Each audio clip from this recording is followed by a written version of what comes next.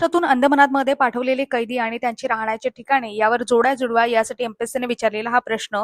तर बघा, कैदी कोण कोण होतं? अधुरिमा, पांडू भोरजी, धर्मा सुबान, धोंडी बिरबल हे कैदी होती आणि त्यांची राहण्याची ठिकाणे कुठे कुठे होती?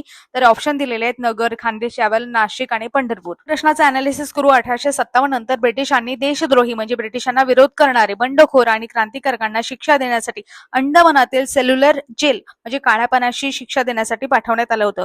त्यामध्ये महाराष्ट्रातील अनेक स्वातंत्र्य सैनिक होते, उठाव करणारे व्यक्ती होते.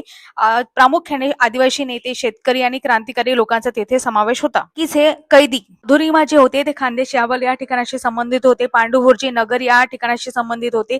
धर्मा सुबान जे होते ते पंढरपूर ठिकाणाशी संबंधित होते. धोंडी बिरबल जे होते नाशिक या ठिकाणाशी संबंधित होते. या प्रकारे आपल्या प्रश्नाचं योग्य उत्तर होईल 2, 1, 4, 3 म्हणजेच ऑप्शन क्रमांक 2. पेक्षा ही डिटेल PYQ अनालिसिस आपण आपल्या सिरीज मध्ये घेतलेल्या आहे. अधिक माहितीसाठी लाईक, शेअर आणि सबस्क्राईब करू शकता. धन्यवाद.